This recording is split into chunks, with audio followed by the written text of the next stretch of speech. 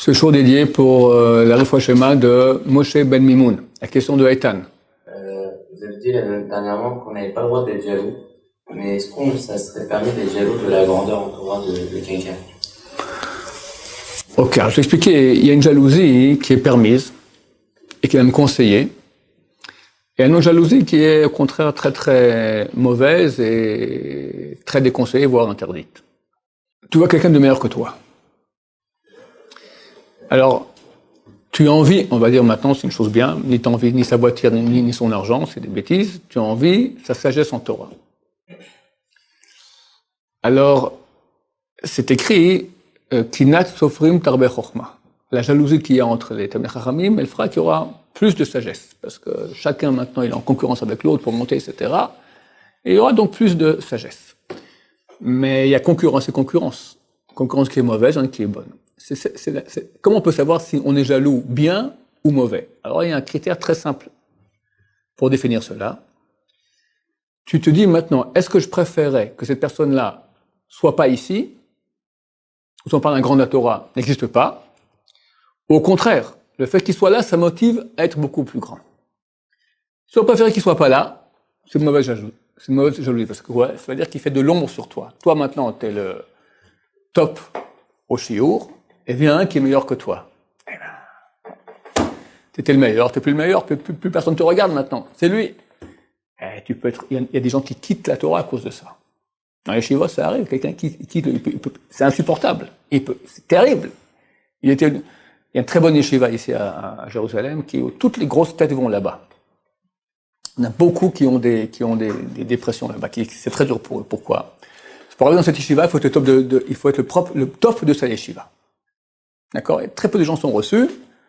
Il faut être le top. Alors, tu étais dans ta yeshiva, il y avait 100, 200, 300, 400 personnes, tu étais le top de tout le monde. Tu arrives à la yeshiva, c'est tous des tops. Ah, t'es pas le top des tops. Il y en a qui sont aussi le top des tops, mais toi, t'es un top normal, d'accord? T'es comme tout le monde. C'est très dur pour eux. Là-bas, j'étais le top, là, je suis un nul, comme tout le monde, je suis un perdu dans la masse. Parce qu'ils ont besoin du kavod, ce maudit kavod, d'accord? Et il est prêt des fois à quitter la yeshiva, même des fois à quitter la Torah, pour pas se mesurer à quelqu'un qui est plus haut que lui. On a un exemple extrêmement parlant dans la Bible, c'était Yerovam ben Nabat. Yerovam ben Nabat, c'était après que le roi Salomon est décédé. Alors, il y a eu un schisme de l'État d'Israël. Les 10 tribus ont été gouvernées par ce Yerovam ben Nabat, et les 2 tribus qui restaient, c'était Yehuda et Binyamin, par le fils du roi Salomon, Rehavam, qui s'appelait. Comment ça se fait? Quand le roi Salomon est décédé, Rehavam était le maître d'Israël entier. Bon, il y a eu un débat, etc. Pour finir, Yerovam, il décide, on fait notre propre royaume maintenant. Il avait un problème. C'est quoi? C'est que 3 fois par année, les gens vont au temple pour les 3 fêtes de pèlerinage. Il y a une loi qui dit que tout le monde, au temple, on ne peut pas s'asseoir. La présence divine, on ne peut pas s'asseoir. Le seul qui peut s'asseoir, c'est le roi d'Israël, si c'est un descendant du roi David. Maintenant, qui est descendant du roi David? Rehavam, pas Yerovam ben Nabat, le fils de Salomon, pas l'autre. Et s'il dit, les gens vont monter maintenant au temple, je serai présent. Qui sera assis? Lui et pas moi. Arshuma, tout va dire, c'est pas un vrai roi, c'est l'autre qui est le vrai roi. Et je perds mon royaume. Qu'est-ce que je fais? Je crée un temple dans la tribu de Dan, je mets là-bas des idoles, et on va créer maintenant un nouveau service, il a créé une nouvelle fête, au mois de Cheshvan, le mois où nous sommes maintenant, une nouvelle fête. Et nouvelle fête de pèlerinage, que tout le monde va là-bas, au lieu d'aller aux 3 fêtes de pèlerinage à Jérusalem, on ira à cet endroit-là. Il a mis des policiers sur les routes qui amenaient au pèlerinage à Jérusalem, interdisant aux gens de son pays d'aller à Jérusalem, et comme ça, beaucoup de Juifs ont commencé, hélas, à faire idolâtrie. Chazal nous dit que Dieu est venu le voir, lui a dit, fais tchouva.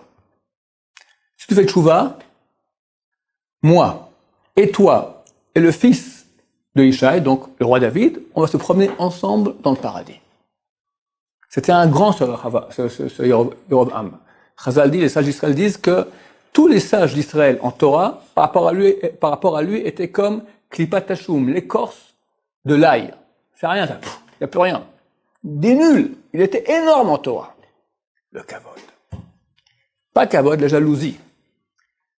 Quand Dieu lui a dit ça, moi, Dieu, et toi, et le fils de David, et le fils de Ishaï, donc le roi David, on se promenant ensemble dans le paradis. Il a dit, mais entre le roi David et moi, qui sera en premier?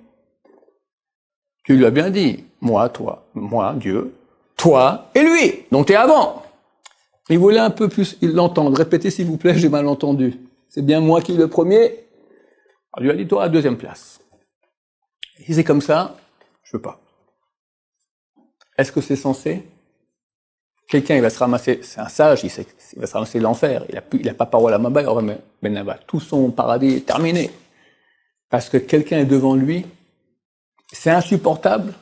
Sachez que n'importe qui d'entre nous, on serait tombé dans le panneau aussi.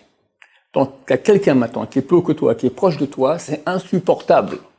Donc, il y a un travail à faire pour casser cela, sinon on part complètement à côté de notre vie. C'est marqué Rekev Atlamot Kin'a.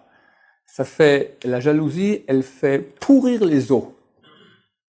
Alors, peut-être qu'aussi ça fait ainsi. Une histoire de Rav Chaim qui raconte qu'il y a un cas, quelqu'un qui venait avec les os encore complètement entiers après quelques dizaines d'années. La chair entièrement. Elle lui a dit parce que c'est une femme qui a jamais été jalouse. Mais au niveau plus allégorique, on peut dire, les os en hébreu, c'est etzem, c'est moi-même, c'est ma partie intrinsèque.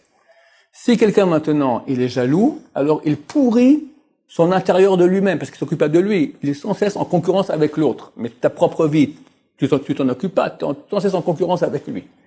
Tu passes à côté de toi-même. Alors quand on a une jalousie de ce type-là, que ça nous dérange que le type soit là, parce qu'on aimerait bien qu'il soit pas là, comme ça on aura toute la scène pour nous, ça c'est une mauvaise jalousie. Si cette personne-là, par le fait qu'elle soit présente, ça me motive, au contraire, c'est beau, ça donne envie d'être comme lui, et elle va et qu'il vive longtemps pour être notre guide, de nous montrer et nous aider comme ça à nous élever, ça c'est extrêmement béni. Baruch Adonai, l'olam amen v'amen.